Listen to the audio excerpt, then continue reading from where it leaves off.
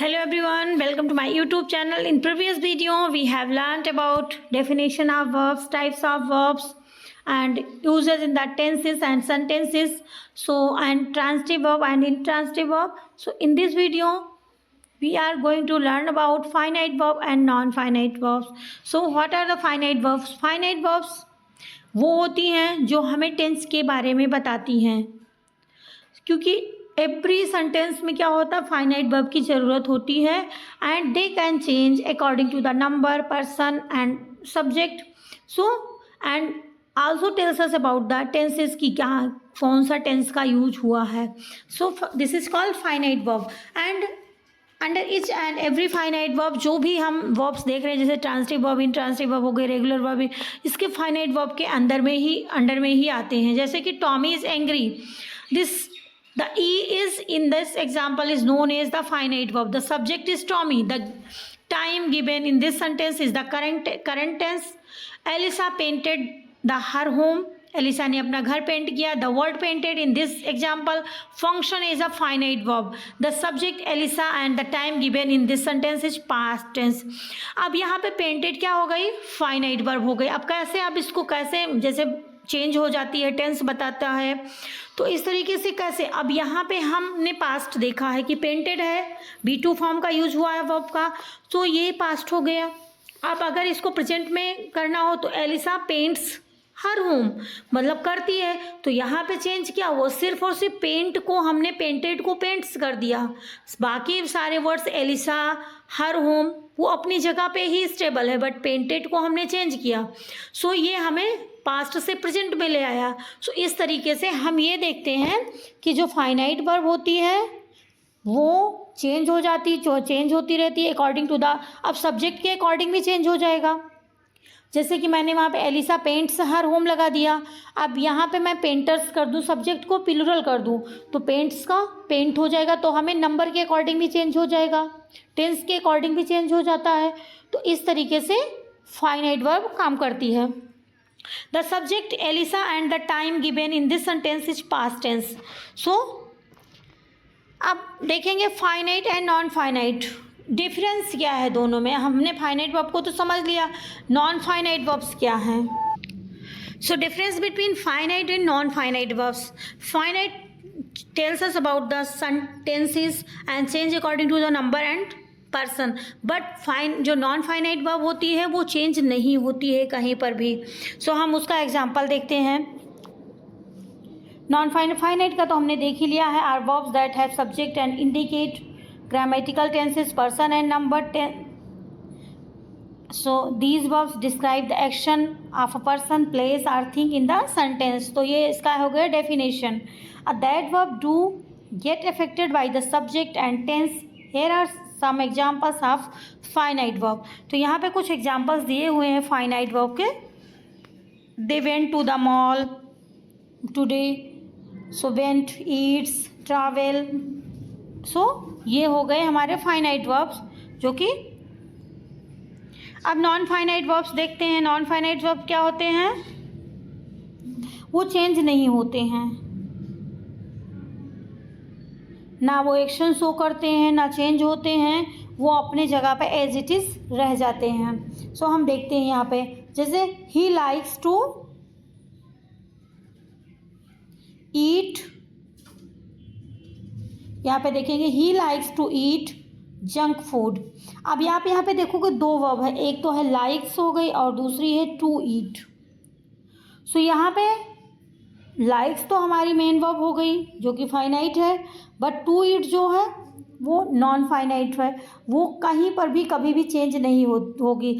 से अभी मैं कह दूँ he liked to eat, he will like to eat, यहाँ पे लाइक्स है, विल लाइक हो जाएगा, लाइक्ड हो जाएगा, बट टू ईट जो है वो एज इट इज़ रहेगा, उसका उस पर कोई भी असर नहीं पड़ेगा. So he is trying to study. अब यहाँ पे ट्राइंग और study, to study non finite है, ट्राइंग हमारी फाइनाइट वर्ब है, तो ट्राइंग चेंज होती रहेगी, but to study as it is वहीं पर वो बैठी रहेगी, कहीं जाने वाली नहीं है. मतलब नेक्स्ट है Helen needed to find a lot of dollars. अब नीडेड टू फाइंड, दोनों वर्ब हैं, बट एक ये वाली नॉन फाइनाइट है जो कि चेंज नहीं होगी और दूसरी चेंज होती रहेगी। सो इस तरीके से ये हो गई फाइनाइट एंड नॉन फाइनाइट। अब फाइनाइट जो वो होती है वो तो एक्शन बताती है टेंस में सारी चीज़ें। अब नॉन फाइनाइट जो है वो टू बी वर्ब होती है। An infinitive is use to its full form to plus base form of the verb. So ये इन्फिनेटिव उसी में आ जाती है। It can function as a noun, adjective और adverb in the sentence where infinitives base form. Where infinitive किसको कहते हैं? जो कि मॉडल वर्ब के बाद आती है। मॉडल वर्ब के बाद भी वो चेंज नहीं होती। मॉडल वर्ब जो है वो अपना कैन, कुड, मे, माइट जो भी लगता रहेगा, बट उसके बाद में जो भी मेन वर्ब आती है वो एज इट इज़ रहती, तो उसको भी बेयर इन्फिनेटिव बोला जाता है। सो इस तरीके से ये अभी यहाँ पे देखें, I like to paint my house, tell me when to press the, do you understand what to do, it is. तो ये सारे क्या हैं? ये टू बी वर्ब है और इनको हम क्या बोलते हैं? नॉन फाइनाइट या इन्फिनेटिव्स बोलते हैं।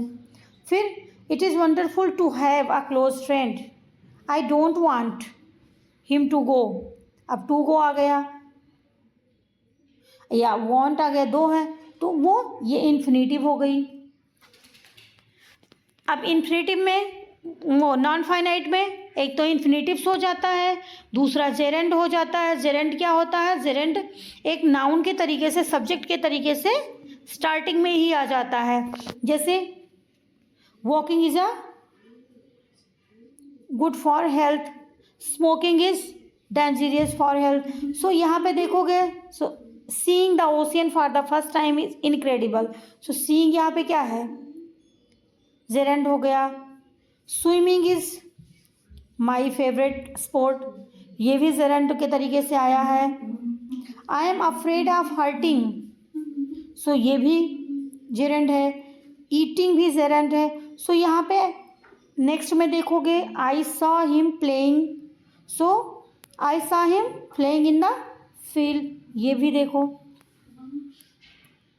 आई found of playing chess, going. So ये यहाँ पे जेरेंड के तरीके से यूज हुआ है, ये भी नहीं चेंज होते हैं। ये फाइनाइट और नॉन फाइनाइट। फाइनाइट में क्या हो, नॉन फाइनाइट में क्या हो जाते हैं? तीन पार्ट्स हो जाते हैं। एक होता है gerund, infinitives and participles. Participles भी दो टाइप के होते हैं, एक होते हैं प्रेजेंट पार्टिसिपल और पास्ट पार्टिसिपल।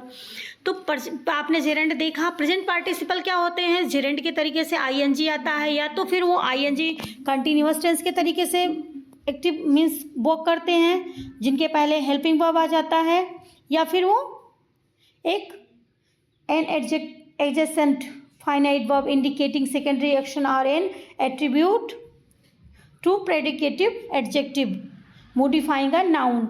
वो प्रेडिकेटिव एडजेक्टिव के तरीके से आ जाते हैं जो नाउन को मॉडिफाई करते हैं। सो इस तरीके से यहाँ पे हम देखेंगे, Mary is interested in reading book. So reading यहाँ पे क्या हो गई? यहाँ पे रीडिंग पार्टिसिपल के तरीके से आई, मतलब रीडिंग बुक्स। ये यहाँ पे बुक्स की क्वालिटी को, बुक्स को क्वालिफाई कर रहा है, इसलिए यहाँ पे इसको हम पार्टिसिपल बोलेंगे। एडजेक्टिव के तरीके से आया है। Don't waste time playing computer, computer खेलने में टाइम वेस्ट मत करो, यहाँ पे भी ये पार्टिसिपल के तरीके से आया है। ही लेफ्ट द रूम लाफिंग, उसने हंसते हुए रूम को छोड़ दिया। I saw them crossing the street, street cross करते हुए। तो इस तरीके से अब देखेंगे हम difference between gerund and present participle. दोनों में आईएनजी आता है, लेकिन अब हमें कन्फ्यूजन हो सकती है, तो हम इसके डिफरेंस देख लेंगे कि क्या क्या डिफरेंसेस होते हैं। पहला है participle function like an adjective, फिर अ वर्बल एडजेक्टिव वर्ब के तरीके से भी काम करता है, जहाँ पे हेल्पिंग वर्ब दिया होता है उसे भी हम पार्टिसिपल, प्रेजेंट पार्टिसिपल बोलते हैं। अब gerund function like a noun, gerund हमेशा नाउन के तरीके से वर्क करता है, मीन्स मोस्टली सब्जेक्ट के तरीके से आता है। अब verbal noun as a subject to a verb, एक वर्बल नाउन होता है, मीन्स वर्ब होता तो वर्ब का फॉर्म में है, लेकिन उसको नाउन के तरीके से वो वर्क करता है। सो ये हो जाता है। अब एरर ऑफ पार्टिसिपल, एरर्स भी देख लेते हैं, इसमें क्या होते हैं। Since the participle is a verbal adjective it must have a proper subject और reference. Posing in front of the mirror, cameraman took her shot. अब कैमरा के सामने पोज देते हुए उसने क्या, कैमरा मैन ने उसको शॉट लिया। सो यहाँ पे क्या हो गया, ये वर्बल एडजेक्टिव ही है कि posing in front of the mirror, और प्रॉपर सब्जेक्ट भी है और रेफरेंस भी। सो इस तरीके से ये हो जाता है। अब यहाँ पे पास्ट पार्टिसिपल के बारे में बात की गई है। सो नेक्स्ट वीडियो में हम देख लेंगे।